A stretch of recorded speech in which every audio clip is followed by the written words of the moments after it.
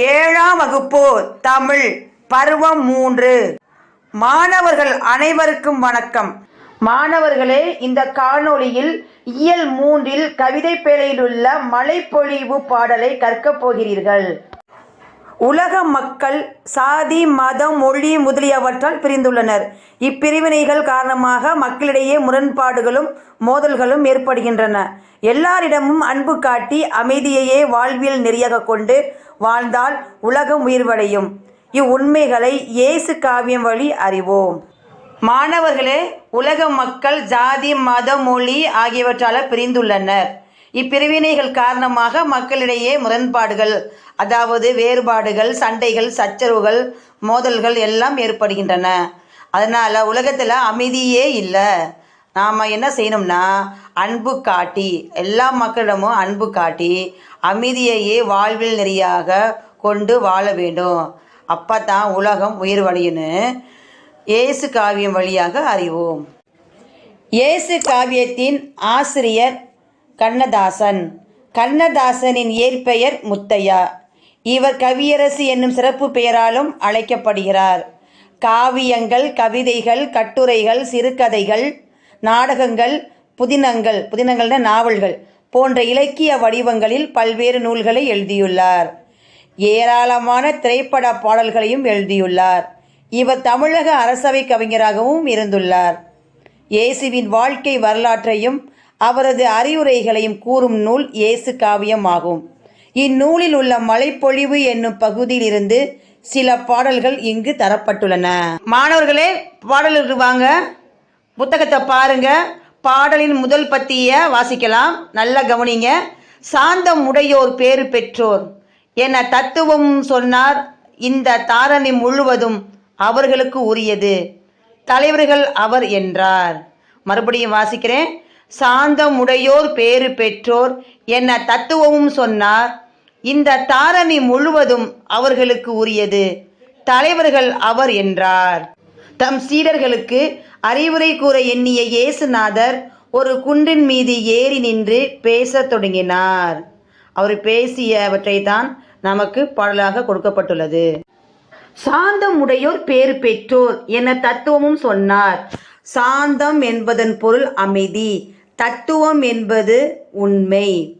அமைதி பண்பு உடையவர்கள் பேறு பெற்றோர். இந்த தாரணி முழுவதும் அவர்களுக்கு உரியது. தாரணி என்பது உலகம். இந்த உலகம் முழுவதும் அமைதி உடையவர்களுக்கு சொந்தமானது. அவர்கள்தான் தலைவர்கள் என்ற உண்மையை இயேசு சொன்னார். இப்போ முழு பொருளுக்கு போகலாம். தம் சீடர்களுக்கு அறிவுரை கூற எண்ணிய இயேசுநாதர் ஒரு குன்றின் மீது ஏறி நின்று பேசத் தொடங்கினார்.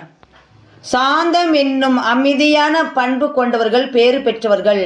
இந்த உலகம் முழுவதும் அவர்களுக்கே உரியது, அவர்களே தலைவர்கள் ஆவர் என்ற உண்மையை இயேசுநாதர் கூறினார். மாணவர்களே, அடுத்த பத்தியை கவனிங்க. மாந்தரின் வாழ்வில் தேவைப்படுவது சாந்தம்தான் என்றார். அது மண்ணையும் ஆளும், விண்ணையும் ஆளும், மகத்துவம் பார் என்றார். மறுபடியும் வாசிக்கிறேன். மாந்தரின் வாழ்வில் தேவைப்படுவது சாந்தம்தான் என்றார். அது மண்ணையும் ஆளும், விண்ணையும் ஆளும், மகத்துவம் பார் என்றார். பொருளுக்கு போகலாம். மாந்தரின் வாழ்வில் தேவைப்படுவது சாந்தம்தான் என்றார். இந்த இடத்துல சாந்தம் என்பதை, பொறுமை என்பதை ஆசிரியர் குறிக்கிறார். மனிதர்களுடைய வாழ்வில் முக்கியமாக தேவைப்படுவது பொறுமைத்தான் என்கிறார் ஆசிரியர். அது மண்ணையும் ஆளும், விண்ணையும் ஆளும், மகத்துவம் பார் என்றார். அது என்பது பொறுமை. பொறுமையானது மண்ணுலகையும் ஆளும், விண்ணுலகையும் ஆளும். அப்படிப்பட்ட சிறப்பு வாய்ந்தது. அதாவது மகத்துவம் என்பது சிறப்பு, மாட்சி. பொறுமையானது மண்ணுலகையும் ஆளக்கூடியது, விண்ணுலகையும் ஆளக்கூடிய சிறப்பு உடையது என்கிறார் இயேசுநாதர். பாடலின் முழு பொருளுக்கு போகலாம். மனித வாழ்க்கையில் தேவைப்படுவது பொறுமை. அது மண்ணையும் விண்ணையும் ஆட்சி செய்யும் பெருமையுடையது என்றார். அடுத்த பத்திக்கு போகலாம். சாதிகளாலும் பேதங்களாலும் தள்ளாடும் உலகம், அது தர்மம் ஒன்றை நம்பிய பிறகே அடங்கிவிடும் கலகம். மறுபடியும் வாசிக்கிறேன், கவனிங்க.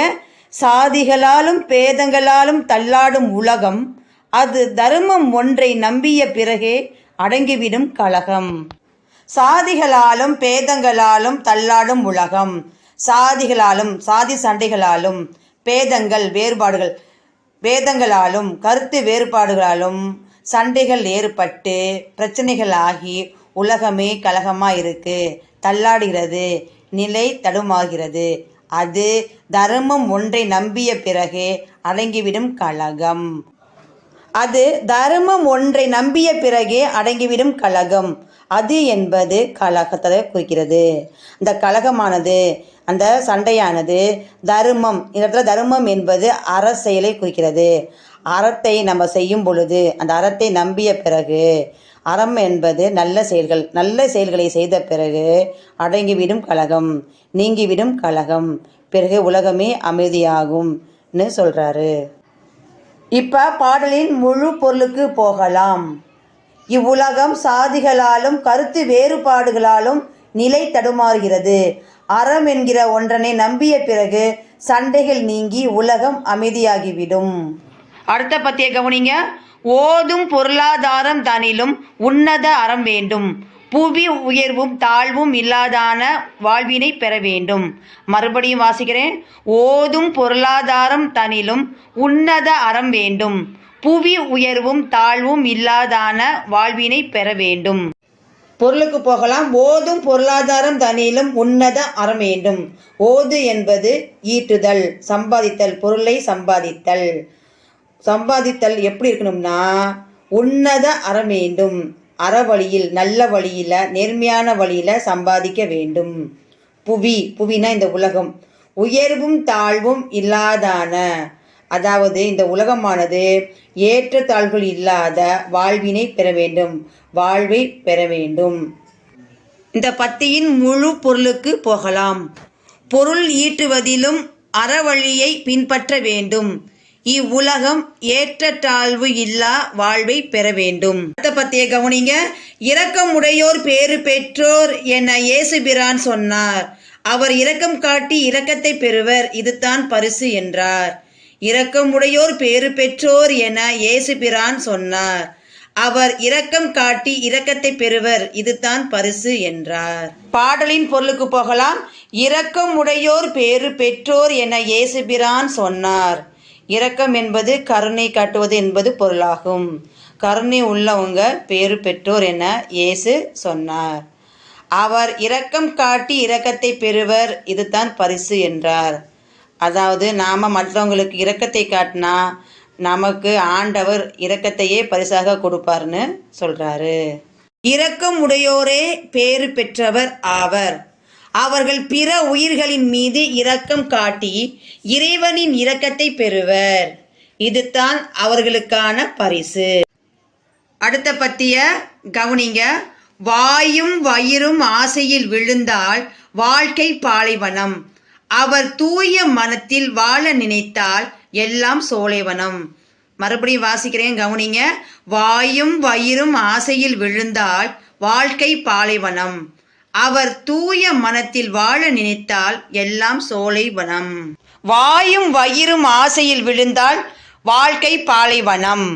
வாயும் வயிறும், அதாவது நம்ம எல்லா நிலையிலும் ரொம்ப ஆசைப்பட்டோம்னா, ஆசையில் விழுந்தால்னா ரொம்ப ஆசைப்பட்டோம்னா வாழ்க்கை பாலைவனம், நம்முடைய வாழ்க்கை பாலைவனமாக வறண்டு போயிடும்.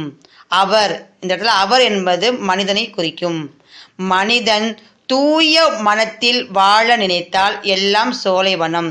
தூய மனத்தில்னா நல்ல உள்ளத்தோடு வாழ நினைத்தால், வாழ நினைச்சா சோலைவனமாக இனிமையாக இருக்கும். இப்போ நாம் பாடலின் முழு பொருளுக்கு போகலாம். மனிதன் ஆசையில் விழுந்து விட்டால் அவனது வாழ்வு பாலைவனம் போல் பயனற்றதாகிவிடும். அவன் நல்ல உள்ளத்தோடு வாழ்ந்தால் அவன் வாழ்க்கை மலர் சோலையாக மாறிவிடும். அடுத்த பத்திக்கு போகலாம். வாசிக்கிறேன், கவனிங்க. தமையும் வாட்டி பிறரையும் வாட்டும் சண்டை சச்சரவு, தினம் தன்னாடு என்றும் பிறநாடு என்றும் பேசும் பொய்யுறவு.